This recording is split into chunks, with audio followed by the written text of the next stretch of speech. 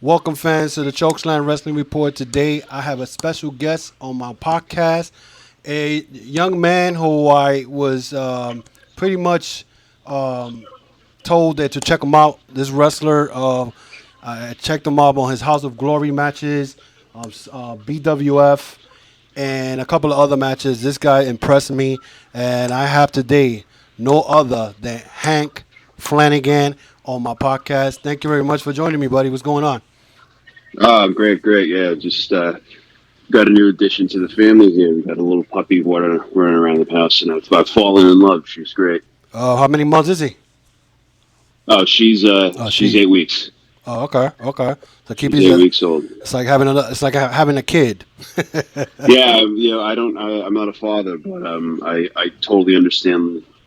When she wants to play, she is an ideal little lady. When she Uh, wants to play, she plays. When she wants to sleep, she sleeps. But I've absolutely fallen in love, and I love it dearly. So that's what's going on right now, and I've been okay. trying to keep busy during quarantine. Yes, yes, yes. Yeah, definitely. I mean, it's nothing else to do. You know what I'm saying? So, but you was highly recommended by my boy Red J Santy from Turbo Tabloid. I was looking for someone to interview, whatever, and he brought it to my attention. He was like, "Hey, you should check out Hank Flanagan because you kept popping out my suggestions on Facebook." And I was like, "Who is this guy?" And once he told me who you was, I reached out to you. You sent me a couple of matches. One was I think it was Gargano and yourself, and No, then Gango. It was Gargano. I'm Anthony sorry. Yeah, I'm Gangon. sorry. Okay, Gargano. I know I say Gargano. I'm sorry.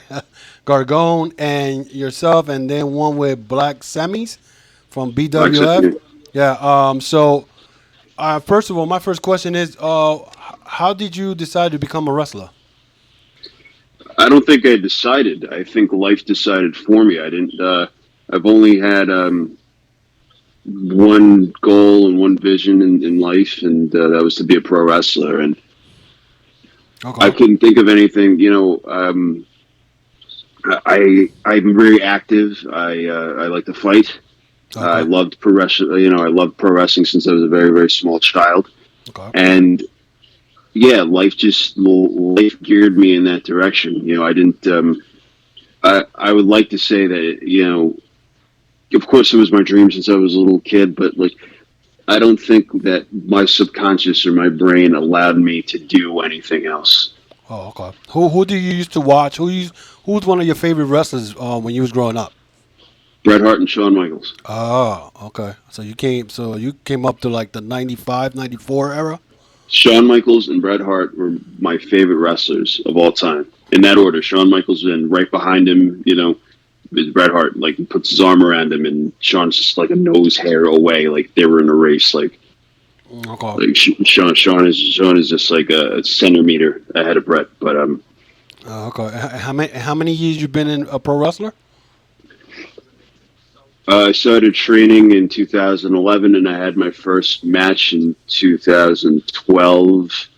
Oh, Well, okay. I really started training when I was about 16 years old. I used to do these youth clinics in New Jersey with Kevin Knight in Okay. 2005. So I've been in a wrestling ring. I've been training somewhat since 2005. So that's Wow, 15 15 years. years. Wow.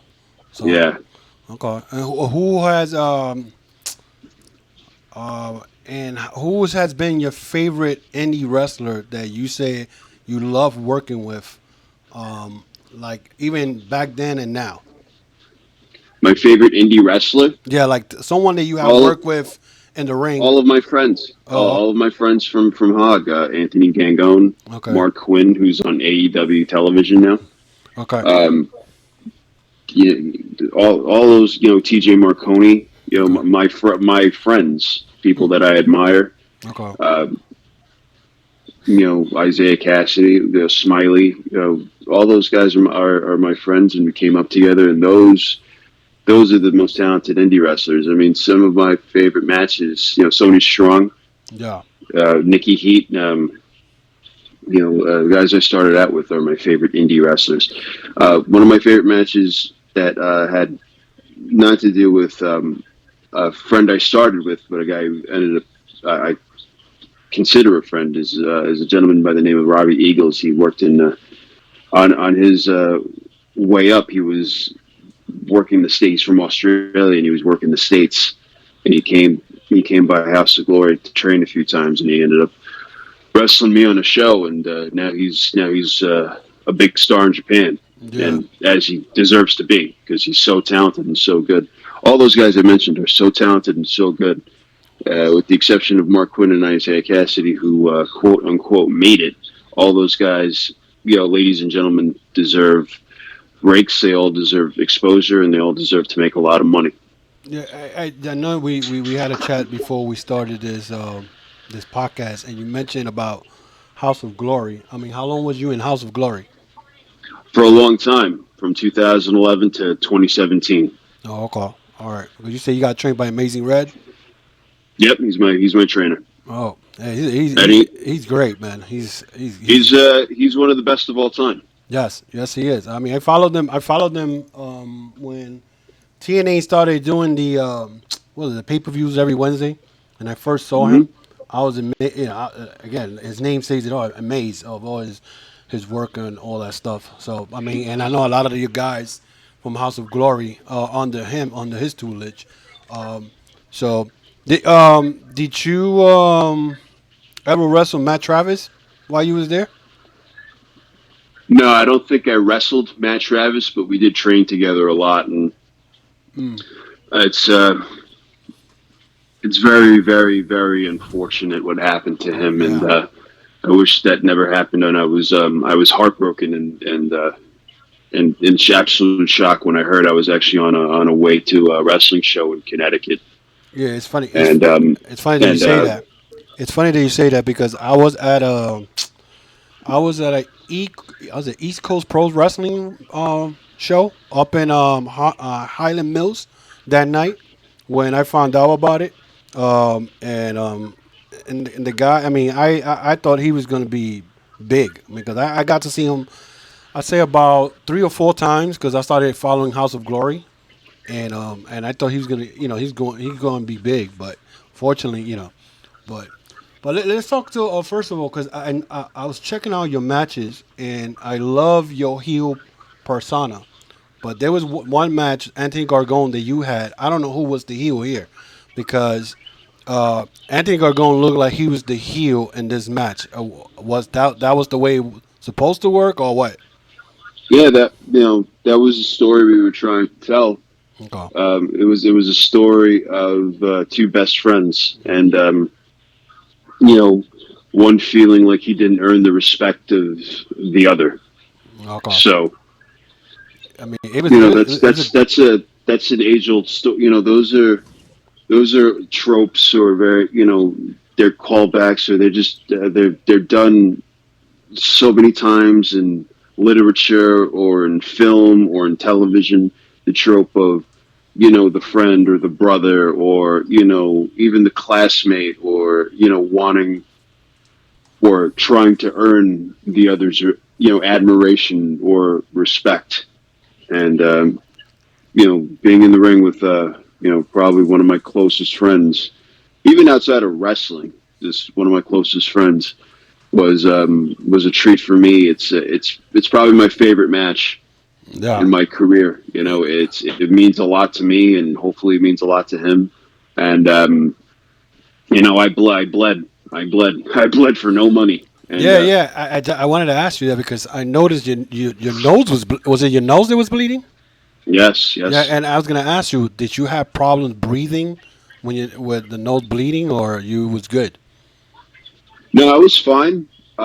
In fact, when I saw the blood, I was like, yes. Even though it hurt, Yes. even though it hurt. You know, when you see your own blood, when human beings see blood, Hmm. I mean, we've always been a bloodthirsty species. I mean, since the dawn of time, we always like to spectate each other in conflict. From the Romans in the Colosseum, or the Olympics, or you know MMA, boxing, and pro wrestling today.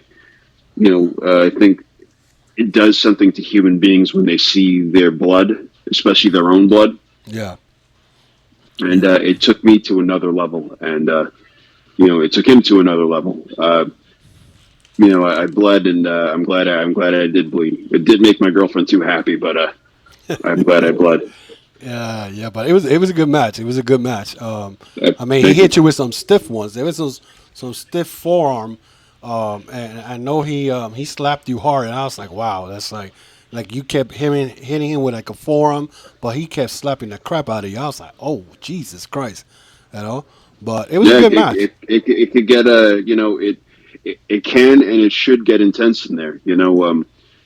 Uh, uh, my lady used to go to hog shows, especially when I was first starting out, and they'd have main events. And I'm not going to poke at the the gentleman in the main event, but I asked her how was the main event, because the main event is supposed to draw every fan, and she's not a wrestling fan, Yeah, so she's supposed to draw, it's supposed to draw every fan, and she said that she was confused and she didn't understand because there was too many flips. yeah. I And mean, yeah. I mean, me being a wrestling fan for 45 years. I'm 50 right now, so I watched everything you can imagine. But I think when wrestlers do too many flips, it doesn't really doesn't tell the story. You know what I'm saying? I mean, if it's just that's just my opinion. I mean, you're a well, wrestler, you know better. I, So I believe that there's a time and place for flips. Flips are cool. Flips are great. The flip. If somebody uses acrobatics, they're supposed to use acrobatics in the realm of a fight. no, Like Mark, to me, the best guy who does this, the best guy in the industry who does that, who incorporates his athleticism and his acrobatics in his combat set or his move set is Mark Quinn on AEW yeah, and Isaiah Cassidy on a Private that, Party. that, that is true. They're Yes. they're the best quote unquote flippers in this line of work, and that's because Red taught them well. It Yeah. was all in the scope of the match and the story you're trying to tell. Yeah. Because you're going to a wrestling match. You're going to the wrestling matches. You're not going to the gymnastics show. If you're going to the gymnastics show, go to the gymnastics show. If you're going to the wrestling, if you're going to the wrestling matches, go to the wrestling matches. Like I was watching, you watch Eddie Guerrero and Rey Mysterio, and they do a lot of flips, and it all makes sense in the story of the match. It's of course they're doing lucha style, and lucha style is very fast paced, and But to me, those two did it. They're just not the best lucha guys. To me, they're two of the best pro wrestlers ever to grace the ring Yeah, that is true. because of the knowledge that they have and how they have applied it to their craft and their art. Yeah. So people are different. Some, Mick Foley was very good at violently throwing his body places. Yeah. Shawn Michaels was very good at being, a showman. Bret Hart was very good at, being a technician, and Chris Jericho was very good at also, doing all around kind of things and incorporating all those styles together. Yeah. I mean, Some you're right because I mean, when back in the WCW days when Eddie and Mysterio used to wrestle, I mean, there was a story and there was also all the flips, but they were great. You know, I mean, it make you drop your jaw. But I want to talk to you about your heel persona because that's why I asked you who was the heel in your Gargone match. Because then I got to see you against Black Semis. I got to see you with a couple of matches with Sonya Strong, another one with Big Kuso, and your heel persona is so good. I mean, your trash talking on the ring, your mic skills, everything. I mean, I was like, wow, this guy is. There's not a lot of indie wrestlers that could do that. You know what I'm saying? And I was very impressed, especially your feud with Sonya Strong.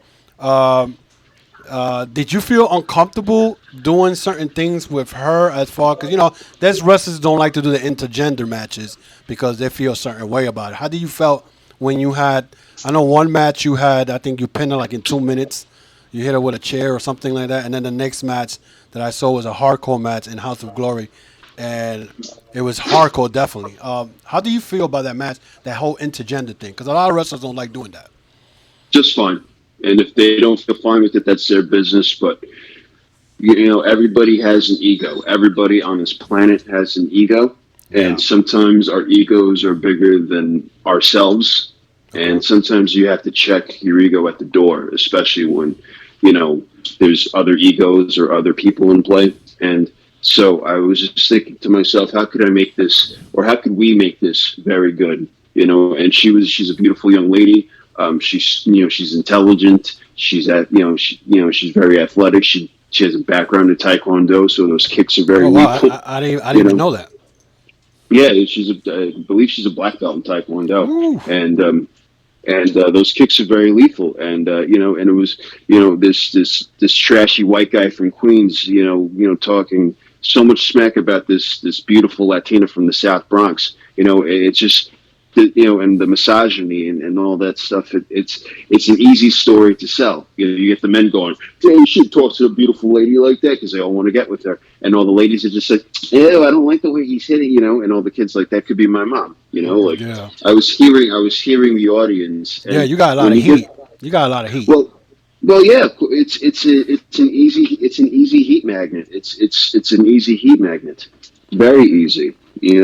She's you look at her. Look at her. She's an easily lovable character, especially when you put me next to her, going like, this bitch shouldn't wrestle. It's just like everybody's like, well, what do you mean this bitch shouldn't wrestle? Yeah, yeah. Oh, that's all I have to say. It That's killed all I me. have to say. The funny part, the whole funny part is, I think there was the hardcore match when you came in the ring and you sat right in the middle of the ring with some porno magazine, and I was like, "Yo, this is great heat!" Like everybody just booing you and the whole now, and I was like, "Yo, this is."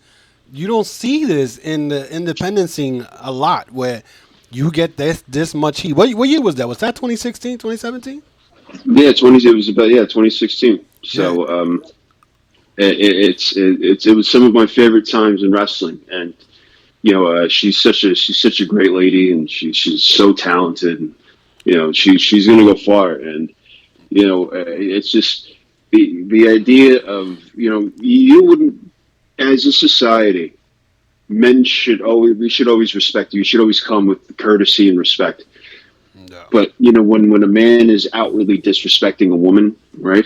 Yeah. Outwardly, people feel a certain type of way about it. People feel uncomfortable. People don't like it. People, they get angry, Yeah. and rightfully so. So I was like, what is the most disrespectful thing I could do? That's not like where kids are also in the audience, and I try to keep that in mind. Yeah. I'm bad, but I'm not evil. Yeah. I just do a lot of bad things. So I was like, what's the most disrespectful thing I could do to this lady? I was Yeah. like, I'm gonna read a Playboy in the middle of the ring and not even be like, That was great, man. That was awesome. I was like, what a better way to tell a story. And this is what Jay was telling me. He was like, he's good as a heel. He's great as a heel.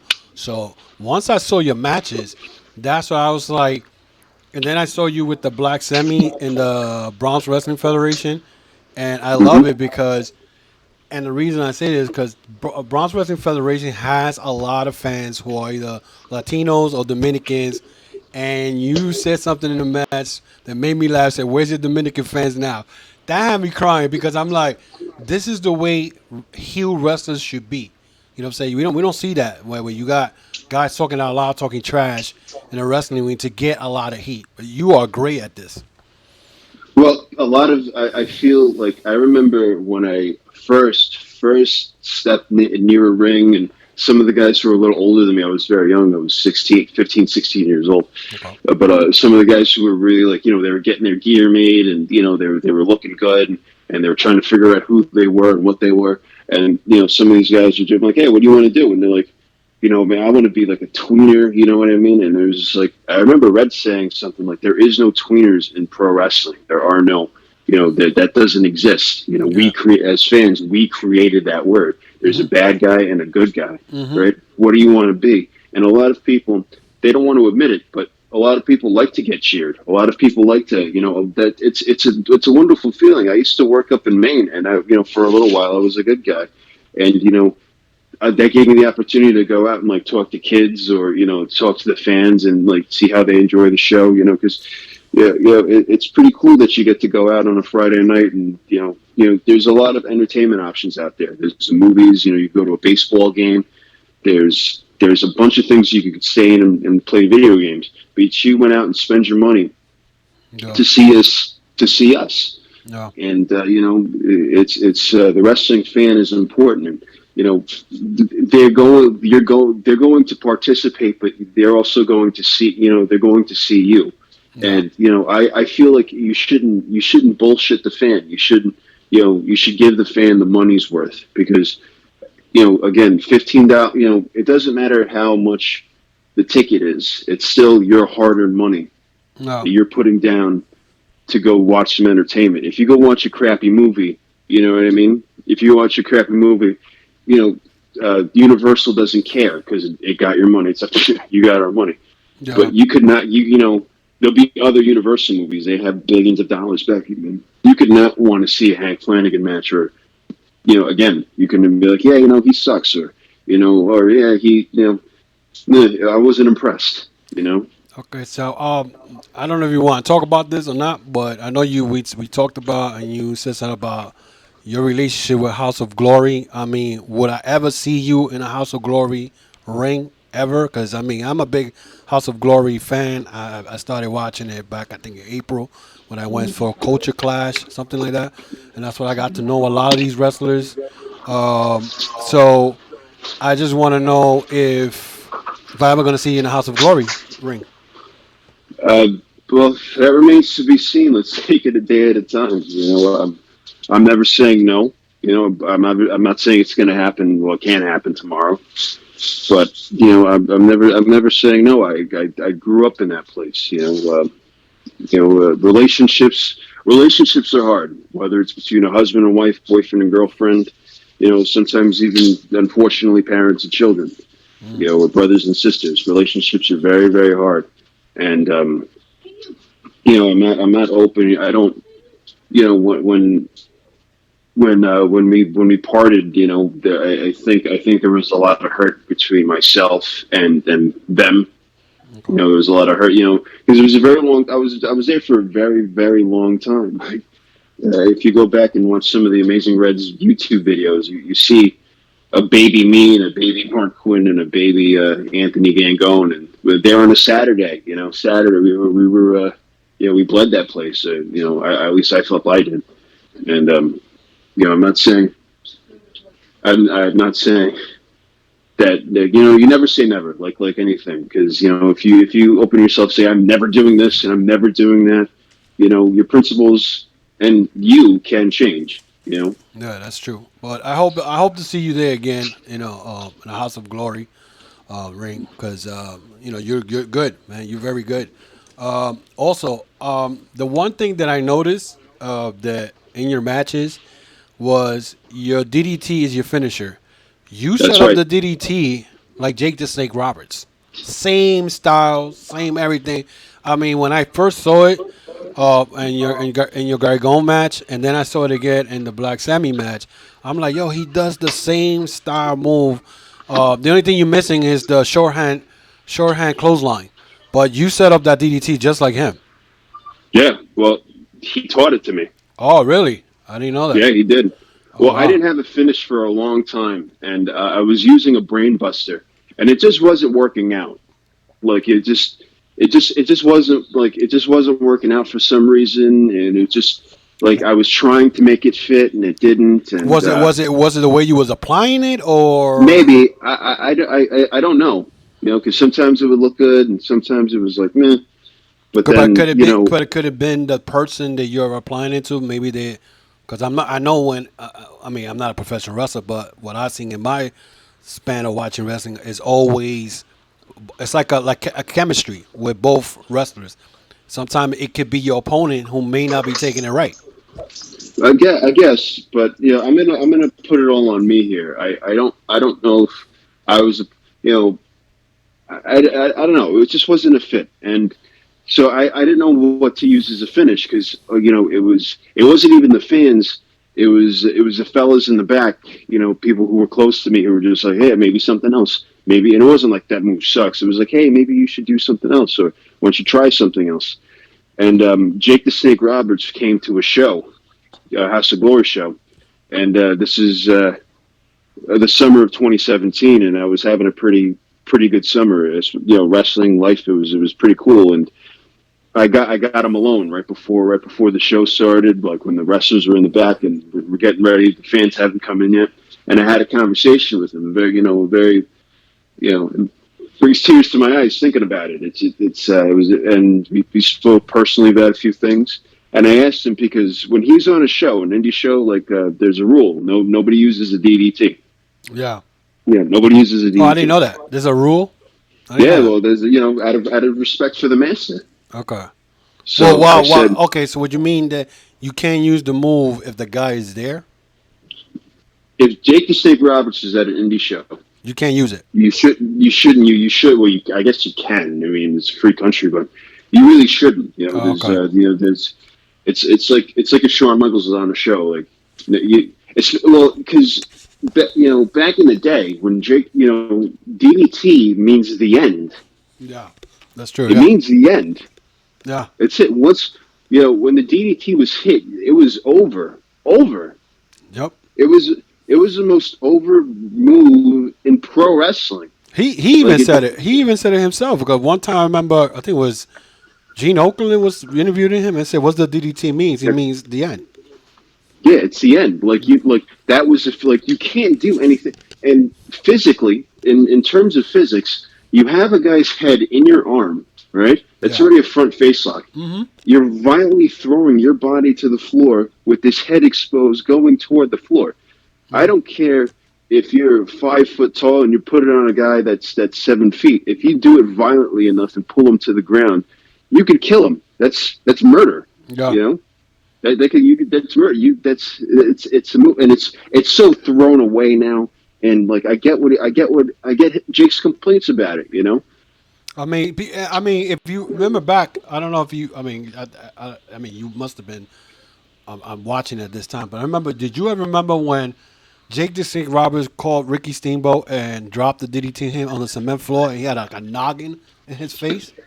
Yeah, I it's mean, like that's the real joint. I mean, if you get hit with that, it's a wrap. It's the end. You're not yeah, gonna get yeah. out. It's the end. That's it. Like and that was on the floor, and they're those were two seasoned pros. Mm-hmm. You know, seasoned pros. So I go up to him and I said, "Sir," like after it was like, "May I use?" And this is before we had the personal conversation.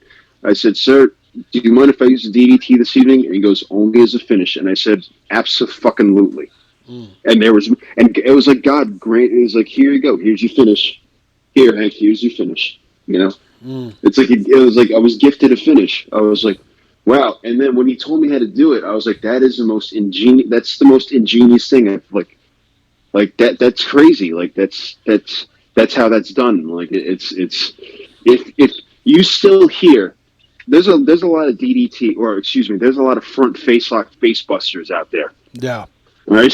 Mm-hmm. That are done a lot in a lot of matches over and over and over again. Yeah. And if you do it the way I was taught, you still get the from the audience. Yeah. I mean, People, I'm one that I noticed it right away. I mean, I saw you try to do it in the Anthony Gargone match, but when you did it at the BWF show, I say, "Oh my God, he does it exactly like Jake the Snake." And then I saw you doing it again, and I'm like, you don't understand. I see you, and right now I'm like even bugging out. How is it that you're not signed with a major promotion? Like you got everything. I mean, you remind me of a Roddy Piper when you come in with this with the quilt. Your promo is off the hook. Your trash talk is perfect, and your that DDT is just. I mean, it's awesome. So I don't understand how hopefully, you're not. hopefully the matches are good too. Oh, the matches are great. I mean, and I'm one, and I'm not, I'm not gonna give you all the hype or whatever if the matches were not included in there. I mean, your work and your work is good. Your work is good. So, I appreciate that because I'm a real, you know what I mean. I'm a real, I'm a big music fan. I saw your face being a big baseball fan. I'm a big Yankee fan. I'm a stickler for good things. yeah, And like all the matches, if I list to you my favorite matches, all of them are good. All of them are good. They're great matches. All of them, like, and everybody would say like, "Oh, that." Nobody would be like, "Yeah, that match sucks." Yeah, Every single match that are my favorite. Like I'm a stickler for good matches. Like you that's what know, I'm a all the real matches, mark for. yeah, all the matches I saw were good. And there's one match that kind of worried me, and it wasn't you or your opponent. It was the referee, and it was the match between you and Big Kuso. And because the lady, I mean, she didn't do bad. The referee didn't do bad, but I remember her being in a BWF show in March, and there was, I think there was a 5-way match, and they stopped the match because she had no idea what she was doing. Do you know what I'm talking about? Yeah, yeah, and that's And I'm you like, know you can't put somebody in there if they're not schooled as far. Because I didn't know that even when you a referee, you got to go through the training of being a referee also. So, well, when fans, you see, that's the thing. You guys like, yeah, there should be a line between wrestler and fan when it comes to like work, no, but at the same time, like it's such a visual art that it's just like, yeah, I know I'm not experienced. You said several times during this conversation that you're not experienced and you don't know what you're talking about, but you could see it. no, You could visually see it and be like, oh yeah, that's the "you fucked up" chant. Excuse my language. The "you messed up" yeah. Don't chant. worry about it. Don't worry about Um, the language. Don't worry about it. the "you fucked up" chant. It's there for a reason. Because it's you could see it. You could physically see it. Now, I was told this by Jay Lethal. Jay Lethal was at a training. He came to train with us at House of Glory a couple of times, Okay. and he said, if you mess up, right, Yeah. and the fans don't know it, then you didn't mess up. Yeah. But isn't it Yeah. also once the chance of you fucked up? Isn't that a learning experience? Because then you can go back Oh to that yeah. match and say, okay, that's where I fucked up at. Oh, of course. Like I look back at my matches, and I'm like, oh, you know what I could have done there, and it's just like, and it's of course it's little things, but like that's like I used to hate watching my own matches. I used to be like, oh no, you know what I mean? You're your own worst critic, and you're just like, Yeah, oh, yeah. like, do you That's ever that's listen in, I back to think your is old? that I think that's in every field. I mean, that's in every field. You see yourself doing something, and you're the biggest critic. Yeah, and it's when you go back and look at it, and you're just like, oh, but it really is the only way you learn. You really have to humble yourself in that aspect, and you're just like, all right, Lord, please, please, you pray to the good Lord that that you get through it in one piece, and you're just like, all right, it's not too bad or it's not too crazy. Yeah. That the criticism of yourself. Let me ask you a question. Are you gunning to one day being WWE? I'm gunning to make some money in pro wrestling. Okay. I'm gunning to be on television, to win a championship, and to make money. I hear you. And I'm glad now that there's more options for us wrestlers Yeah. out there. There's the NWA, which is probably the best television program on TV. Right? Yeah. There's the AEW's killing it. I You got always wanted to work in Japan. You know, MLW. you have MLW. You have Impact's still great. You have promotions in Ireland and England and Puerto Rico and I've always wanted to work in Japan. You know, You're the second person so that I heard say that they want to work in Japan. I mean, I always say if you're making it in Japan, you can make it in any promotion. yeah, of course. You Of know, course. I mean, honestly, I feel it's all about booking, how you book the wrestler, and if you book the wrestler correctly, and the fans engage with that wrestler, you can make money. I mean, honestly, like I said, I was well recommended by Jay because Jay was like, "Look, check this Hank Flanagan guy." And when I checked out your stuff, I was like, "Yo, why is this guy not even signed anywhere?" But let me ask you a question before I let you go with anything. Why did you change? You used to call yourself before good old, what was it, Hank Flanders? Yeah, Hank Hank Flanders. Flynn. Yeah, Yeah, yeah. and now you change it to Hank Flanagan. Why? What was the change? Well, when I'm a big CM Punk fan. Oh, okay. And I was good. Originally I was just going to be GH Flanders, and GH comes from a show called King of the Hill. It's Good Hank, Oh, yeah, yeah, yeah, right? yeah, yeah. Yeah, and then Flanders was I wanted to be a Simpson so bad because Simpson, that's yeah. outside of wrestling my favorite show, and I Wow. was just like I think that's a little too much, but so I wrote Flanders right Yeah. now. The name was silly and it was hard to say and it was cool for a while, but then I was also like kind of doing like Axl Rose mixed with Roddy Piper, mixed Yeah. with like Shawn, you know what I mean? I was doing all the I was this rock star, right? Yeah. And but also like I'm my father's Irish and my mother's Puerto Rican, and I'm from Queens. I'm a working class Queens kid, Yeah, you're Puerto So I Rican. was That's like, great. You're Puerto Rican. I'm Puerto Rican yeah, myself. yeah, I can tell, Yeah. and yeah, and so I was incorporating that. I grew up in a very very working class Irish neighborhood. You know Yeah. what I mean? My dad's Irish, and it's like I was adding that into that, and I was just like, what's you know I was like a caricature. I was a cartoon. You know what I mean? Like it was cool, and it's like it ran its course. And I wanted to be I wanted my name to be on a poster, and it's hard to put Hank Flanders on a poster, but you can put Hank Flanagan on a poster. Yeah. Because it's word association. We're just like Hank Flanagan. Maybe you think of me. The first thing you come up with. If you put Flanders on a poster, the first thing you think of is The Simpsons. And as much as I put a lot of equity and a lot of love and a lot of care and a lot of work into the Hank Flanders name, and I'm not ashamed or upset, or I'm actually very proud of all the work I've done under the Hank Flanders name. But this is the name I'm going forward with because it was a happy change. It was a good change. Some people don't like it, like TJ Marconi, but he'll get over it. Yeah. You know, Big TJ. That's yeah, big uh man. And Flanagan is a family name. It's and Jay, I remember talking about this to Jay. He's like, yeah, like you have two very interesting backgrounds. You're from the city of New York. This is how you act anyway. yeah.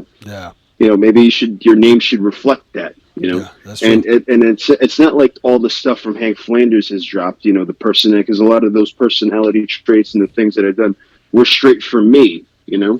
And and wrestling is the only place you really get to pick a funny name or a cool name or whatever, a name that's not the same as your birth, when people just be like, yeah, we'll call you that.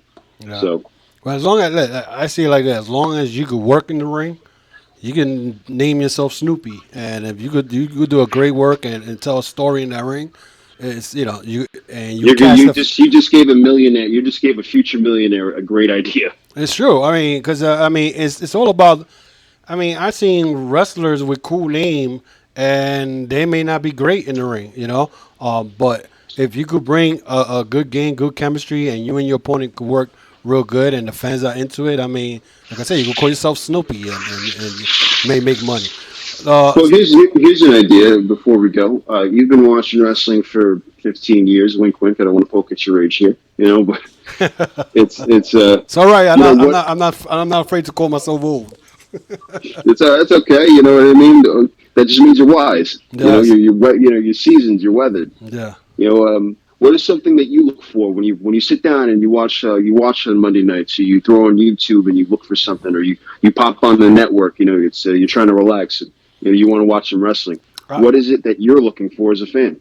Me as a fan, I look forward to watching a good match where you have me saying, "Wow, that was a great move." You got me entertained. Where if you got me sitting down and I don't react to the match, to me that's a problem because that means that the match is not good. There's something wrong with the chemistry. Um, and me, I'm a big New Japan Pro Wrestling fan. I watch AEW. I watch everything, but I'm more of a New Japan Pro Wrestling. I like that strong style, and I like matches, long matches that you could, a wrestler could go 20, 30 minutes and give a good match. It has me saying, "Oh my god!" If you got me reacting to a match on moves, trash talking, or making me laugh because there's something a little funny in it, that's what I'm looking for. If I don't get no reaction in your match, I'll be like, I can't mess with you. You know, not that I can mess with you. I'll be like, well, something went wrong. Maybe I'll see another match and see if it. But if I get the same chemistry, the same reaction to all your matches, then that to me that's a problem. I'm not gonna follow you. You know. because you don't, and you're not exciting me. You know, me, I was brought up in the old school.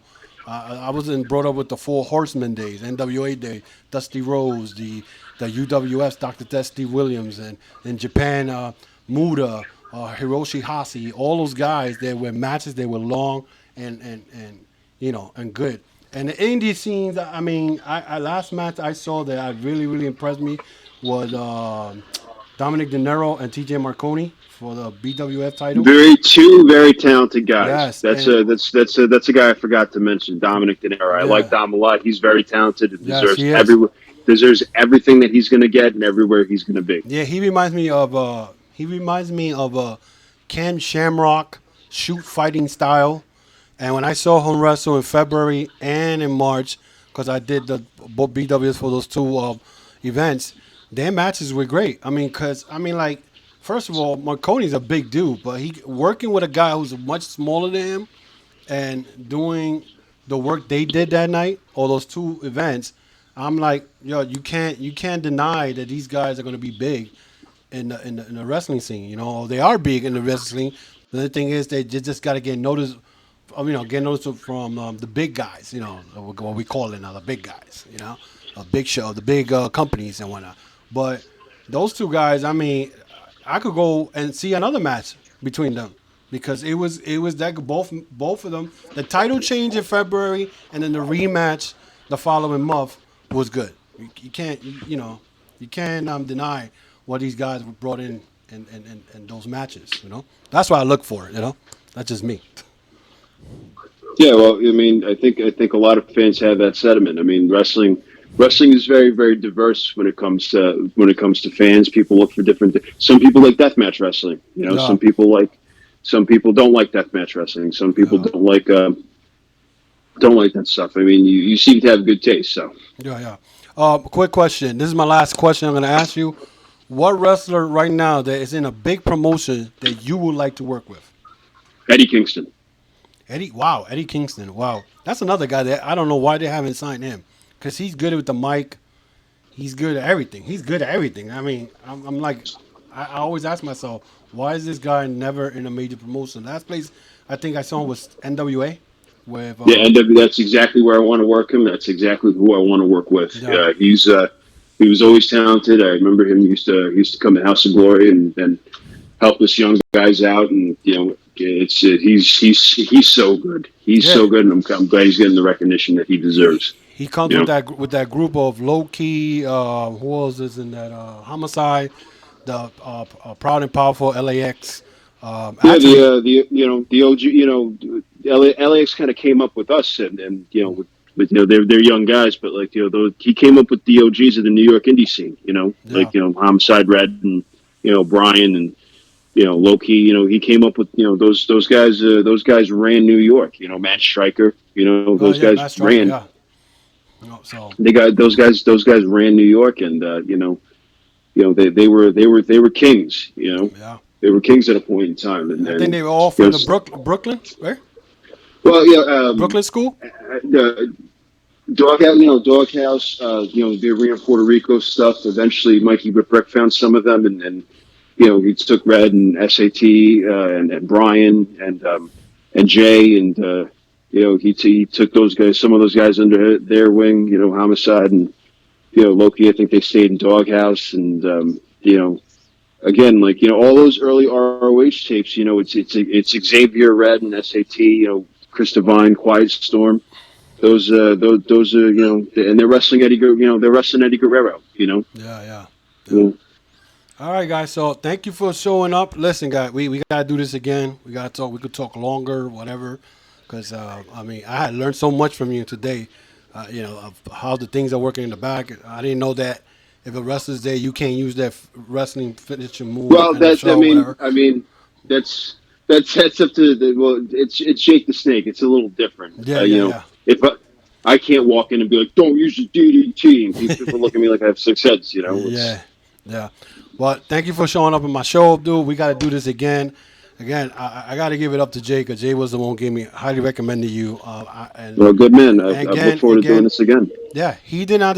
I mean, he did not disappoint me. He sent me videos of you. You sent me videos.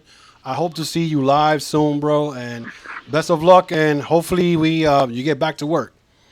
Yeah, I can't wait. Yes, yes. Cause all right, guys, this is the end of this interview. I want to thank again Hank Flanagan for coming into my show. I'll see you guys on Thursday for my AEW review. Until then, blessings.